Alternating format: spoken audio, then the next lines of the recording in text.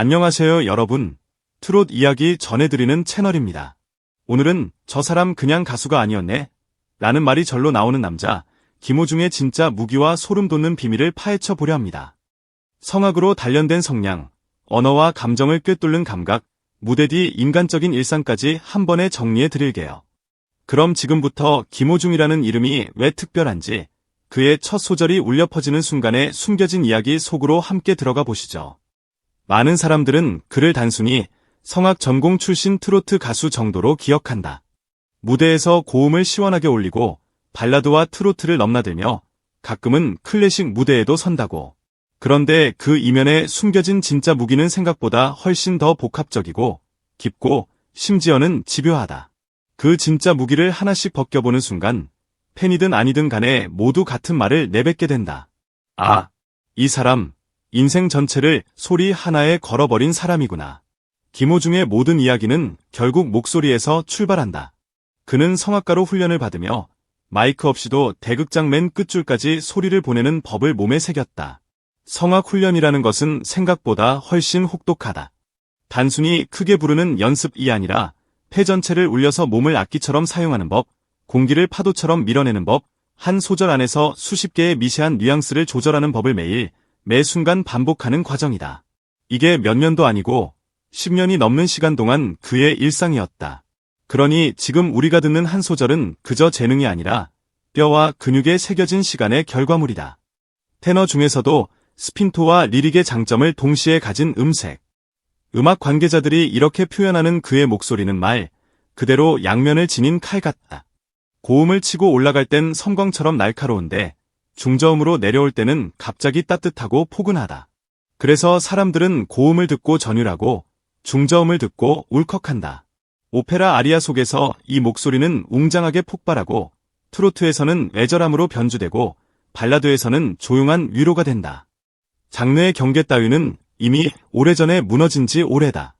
대중은 이걸 그냥 라이브 미쳤다라고 말하지만 그 한마디 뒤에는 성악 발성과 대중음악 감성이 기가 막히게 섞여있는 치밀한 설계가 숨어있다. 대부분의 가수들은 무대에서 내려오면 목을 아끼기 위해 말을 아낀다. 다음 공연, 다음 녹음을 위해 기본적인 대화 외에는 잘 말하지 않으려 한다. 그런데 김호중은 정반대다. 그는 조용히 쉬는 사람이라기보다 소리로 사는 사람에 가깝다. 공연이 끝난 빈객석을 향해 또 한 번 한 소절을 던지고 연습실에 혼자 남아 공기가 어떻게 울리는지 귀를 기울인다. 누군가 이제 그만해도 되지 않느냐고 물으면 그는 담담하게 말한다. 공기가 어떻게 반응하는지를 들어야 해요. 소리를 내는 동시에 이 공간이 어떻게 울리는지 듣는 연습이 제일 중요해요. 이건 그에게 프로의 자세 이전에 이미 삶의 습관이다. 김호중이 여러 언어에 능숙하다는 사실은 이미 팬들 사이에 알려져 있다. 영어, 독일어, 이탈리아어로 기본적인 의사소통이 가능하다는 이야기. 그런데 여기서 중요한 건 몇 개 국어를 하느냐가 아니다.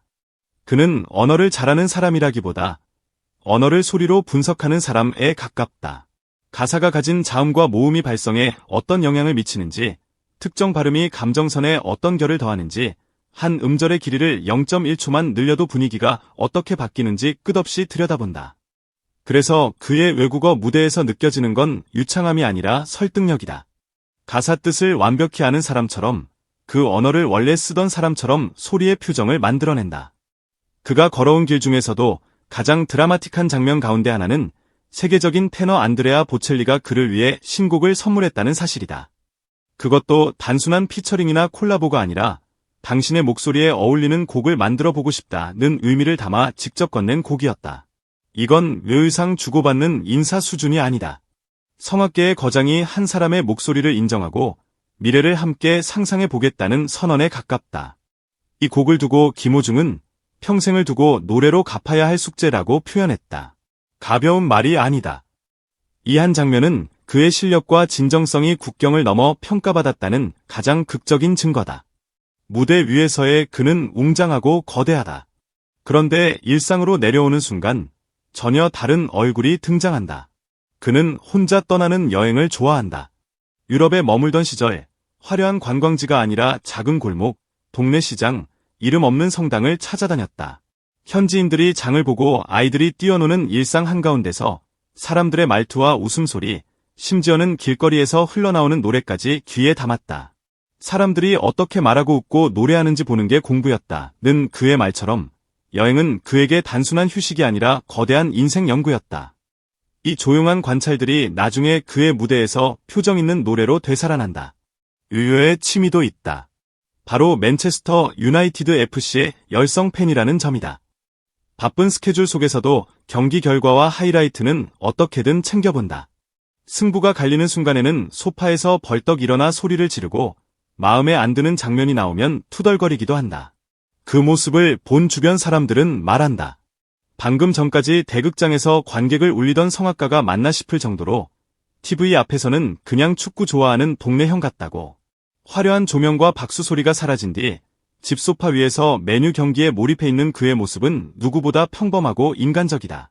디지털 세대와는 조금 다른 허술한 면도 있다. 그는 스스로를 디지털에 약한 사람이라고 말한다. SNS에 글을 올리면서 줄바꿈마다 해시태그를 붙여 팬들이 웃음을 터뜨리게 한 적도 있고 사진과 전혀 상관없는 위치 태그를 달아 곤란해한 적도 있다. 하지만 이 서툼 속에서 오히려 진짜 사람이 느껴진다.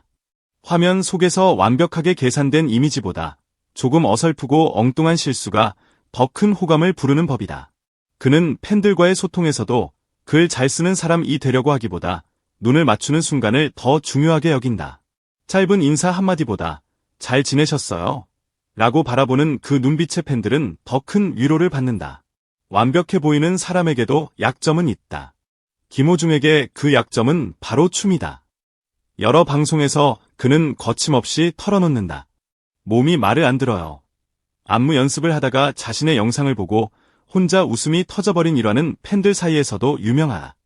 이게 내 몸이 맞나 싶다고 말하며 현장을 웃음바다로 만들기도 했다. 많은 사람들은 여기서 또 한 번 느낀다. 아, 이 사람은 진짜구나. 잘하는 건 미친 듯이 잘하지만 못하는 건 솔직하게 인정하고 웃어넘길 줄 아는 사람. 이 솔직함이 그를 더 가까운 존재로 만든다. 그의 인생 서사에서 빠지지 않는 단어가 있다. 바로 은사다. 김호중은 지금도 중요한 무대를 앞두면 과거의 스승들을 떠올린다고 말한다. 단지 노래를 가르쳐준 선생님이 아니라 삶의 태도를 알려준 사람들.